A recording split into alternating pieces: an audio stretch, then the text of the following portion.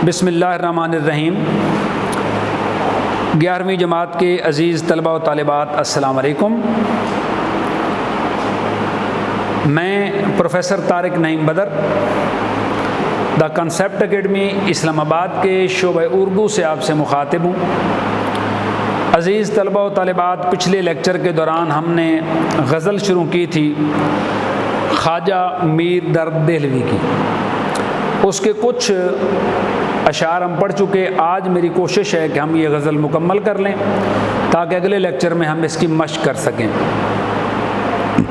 तो सबक की तरफ आते हैं।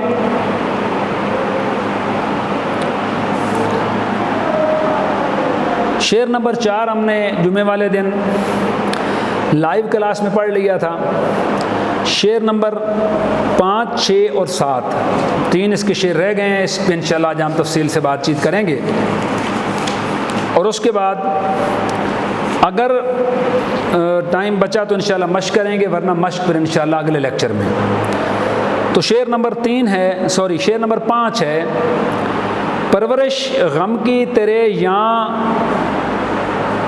तई तो की देखा, कोई भी दाग तसीने में के नासूर न था। ये है यहाँ तई, यहाँ के मैंने ये तई के मैंने जहाँ तक हो सके। मैं बोर्ड पे लिख देता हूँ, आप भी लिख लें। यहाँ तई से मुराद है जहाँ तक हो सका। ये जहाँ तक हो सके। शायर कहता है कि मुझसे जहाँ तक हो सका मैंने गम को पाला। किसके गम को? ए मेरे महबूब, तेरे दिए हुए गम को मैंने पाला पोसा, क्योंकि तेरी दिया हुआ दुख, तेरा दिया हुआ गम भी मेरे लिए बड़ा ही काबिल एहतराम है। मेरे लिए वो भी बड़ी इज़्ज़त की बात है, इज़्ज़त के काबिल है। तेरी दी हुई दुख, तेरा दिया हुआ गम, उसकी भी मैं परवरिश करता हूँ, उसको भी मैं पालता हूँ, उसको भी मैं अपने दिल में रखता हूँ। कोई भी दाग तसीने में के नासूर न था। नासूर कहते हैं, इंग्लिश में कहते हैं कैंसर, उर्दू में नासूर कहते हैं ठीक न होने वाला ज़ख्म।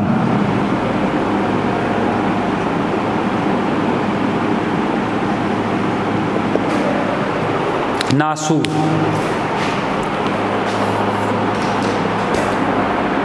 लाइलाज ज़ख्म। मफ़हूम है कि मेरे महबूब जहाँ तक हो सका मैंने तेरे गमों की परवरिश की। अब ये दाग नासूर की सूरत इख्तियार कर चुके हैं, यानी तुझसे मिलने वाला गम अब ला इलाज हो गया है। तशरीह करते हुए हम लिखेंगे, मीर दर्द के इस शेर में मजाजी इश्क का पहलू नुमायाँ है। वो कहते हैं मेरे महबूब तुझसे मोहब्बत का सिला दर्द व गम की सूरत में मिला। ख्वाजा मीर तकी मीर कहते हैं कि इसी बारे में अज़ियत मुसीबत अलामत बलाएँ, अज़ियत मुसीबत मलामत बलाएँ तेरे इश्क में हमने क्या क्या ना देखा।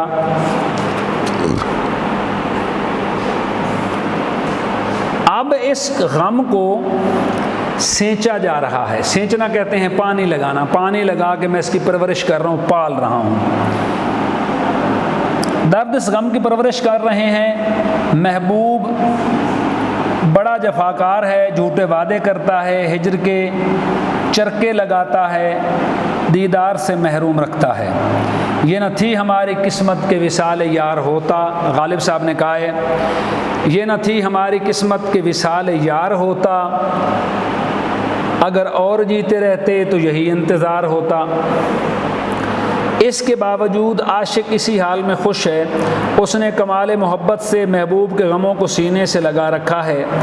ये गम उसकी ज़िंदगी का असासा हैं। एक और शायर कहता है, दर्द व अलम जफ़ाओ सितम बेकरारियाँ, दर्द व अलम जफ़ाओ सितम बेकरारियाँ, हम पर जमाल यार के एहसान हैं बहुत। शायर के दर्द व अलम जफ़ा सितम और बेकरारियाँ ज़ख्म जिगर बन चुकी हैं। ये ज़ख्म जिगर पुख्ता होकर नासूर बन चुके हैं। नासूर वो लाइलाज ज़ख्म होता है, यानी कैंसर और सरतान की सूरत इख्तियार कर लेता है जो ठीक नहीं होता। एक और शायर ने इसी हवाले से कहा है कि हसरतें, नाकामियाँ, मायूसियाँ, महरूमियाँ, हसरतें, नाकामियाँ, मायूसियाँ, महरूमियाँ, बेदिली, बेचारगी, अफसुर्दगी ए ज़िंदगी।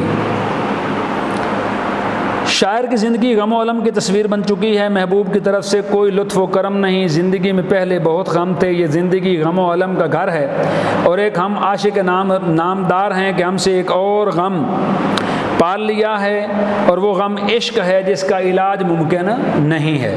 एक और शेर लिख लें इसी हवाले से कि गम की तशरीह बहुत मुश्किल थी, गम की तशरीह बहुत मुश्किल थी, अपनी तस्वीर दिखा दी हमने। कुछ तबीयत नासाज होने की बिना पे शायद वो हक़ में अदा नहीं कर पा रहा, लेकिन आप लोगों को उम्मीद है बात समझ आ रही होगी। अलगर्द शायर अपने महबूब से कहता है, मेरे महबूब मैंने तुझे टूट कर चाहा, तुझसे बेगर्द मोहब्बत की, लेकिन तेरी तरफ से मुझे गम मिले। मेरा दिल तेरे लगाए ज़ख्मों से भरा हुआ है और अब ये वाज़े, ये दाग नासूर बन चुके हैं। शेर नंबर 6, मुहतसिब आज तो मैं खाने में तेरे हाथों, दिल न था कोई कि शीशे की तरह चूर न था। अगला शेर है, मुहतसिब के मानी है एहतसाब करने वाला, मानी है काजी इंसाफ करने वाला। मुहतसिब इंसाफ करने वाला, मुनसिफ एहतसाब करने वाला भी आप लिख सकते हैं। मै खाना, मै खाना से मुराद है शराब खाना।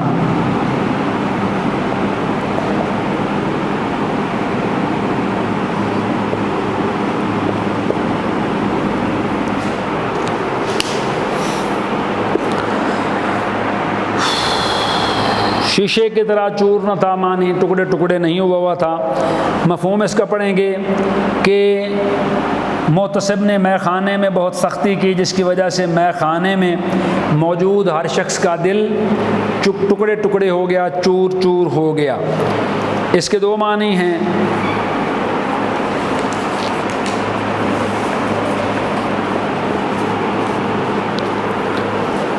एक तो ये है कि किसी हुकूमती ओहदेदार ने शराब खाने में घुस के हर चीज़ तोड़ फोड़ दी है और शराब पीने वालों को गिरफ़्तार कर लिया है।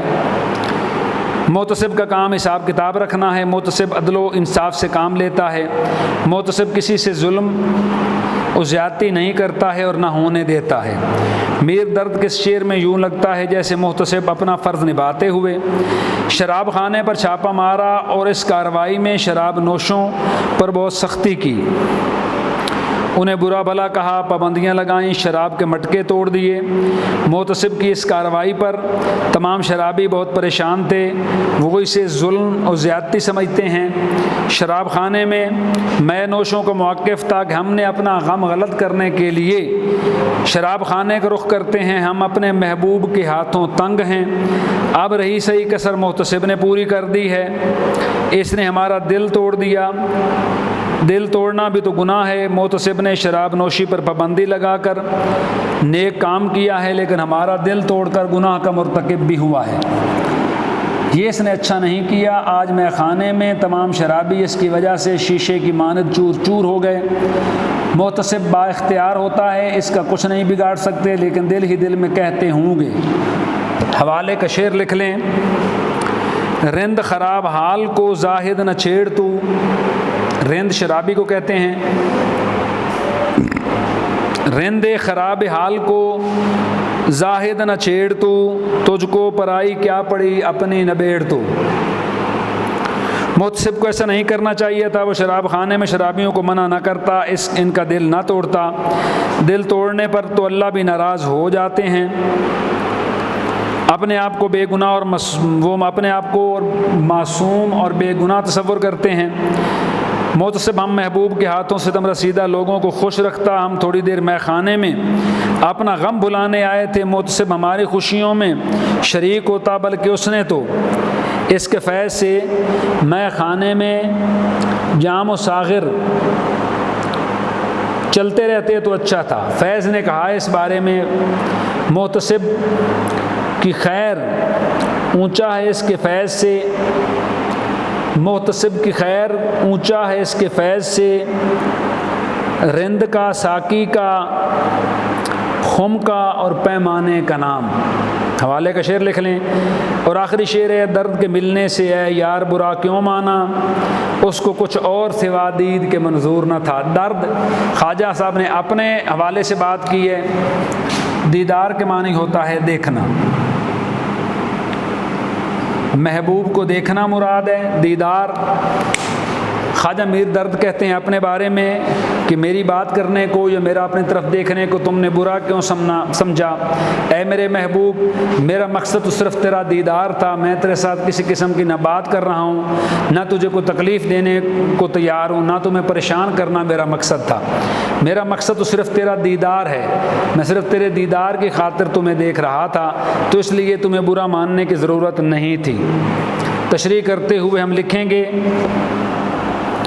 उर्दू गज़ल का महबूब बात बात पर नाराज़ हो जाता है। रियलिटी है।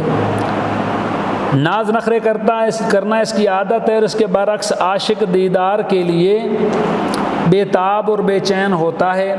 वो अपने महबूब से मिलने के बहाने ढूंढता है। दर्द के शेर से पता चलता है कि शायर अपने महबूब के दीदार की खातिर महबूब की गली पहुंच गया। इसका मकसद दीदार के सिवा कुछ न था, लेकिन महबूब को अपने आशिक की ये अदा बिल्कुल भी नहीं भाई, और वो इससे नाराज़ हो गया।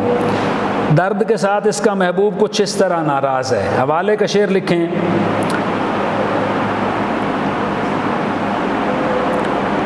दिखाए 5 आलम एक पयामे शौक़ ने मुझको, दिखाए 5 आलम एक पयामे शौक़ ने मुझको, उलझना, रूठना, लड़ना, बिगड़ना, दूर हो जाना। ये जो महबूब से मिलने का शौक़ है, उसने मुझे ये 5 हालतें दिखाई हैं।